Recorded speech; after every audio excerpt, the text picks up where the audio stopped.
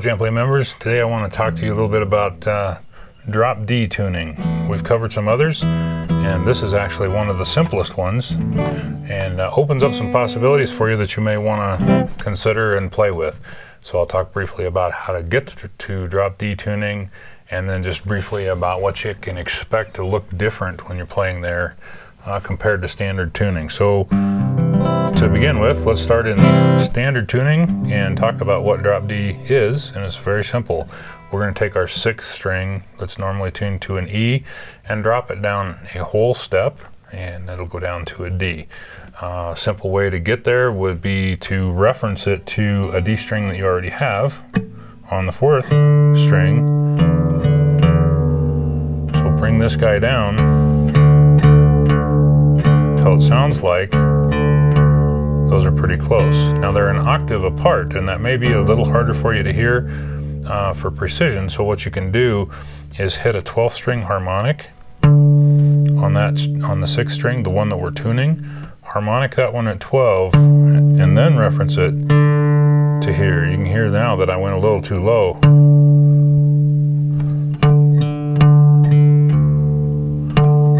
It's a little easier to tune things on the same octave than it is an octave apart. Okay, so now what we've done, I primarily use this when playing in the key of D or D minor. That's not the only thing you can use it for, but it's the most obvious one.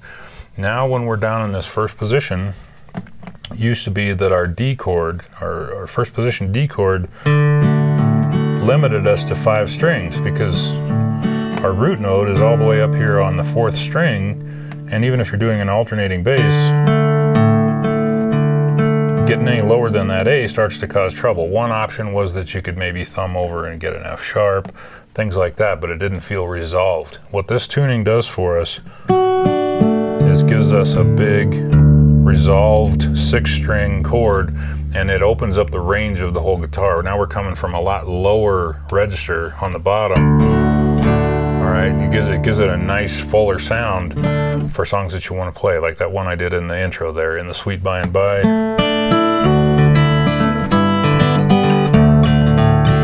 What I'll do there now is I've changed my alternating thumb pattern.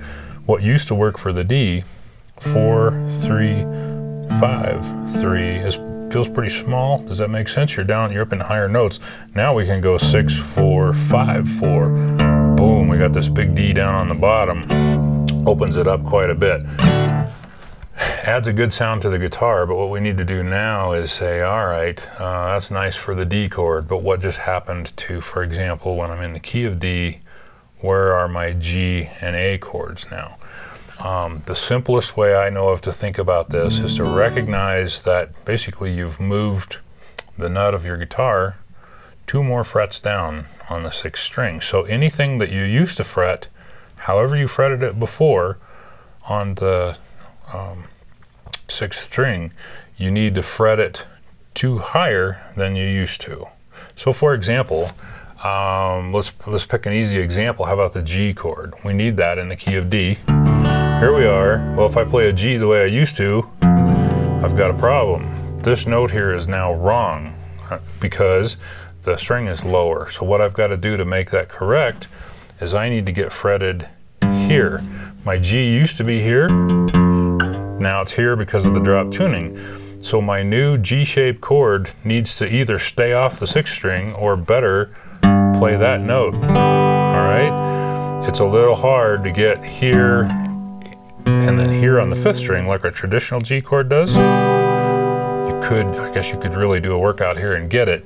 What I think is more reasonable and accessible is to play your D here, stay off of that 5th string, or let this finger mute it, and then play these other guys open, all right, except for that string.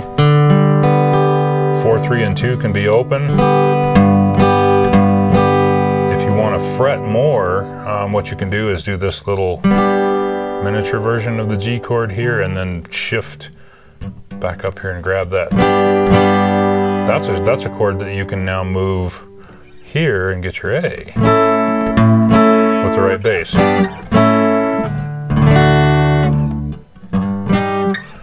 Excuse me, I missed that.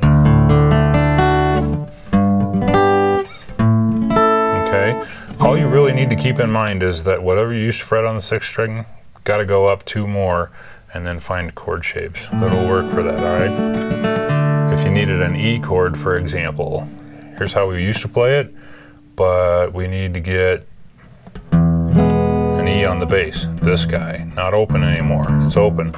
You could do it this way. You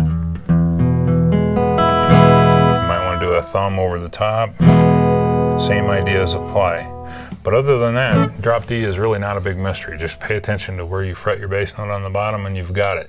Now you'll find, because of the way your guitar sounds, probably sounds different to you, some song ideas might come out of it, or different places, different inversions of where you play songs. You'll start to enjoy those more. So have fun with drop D, and don't be afraid to give it a try. It's really easy to get to, moving 1 string, and really dramatically changes the sound of your guitar. Thanks for watching.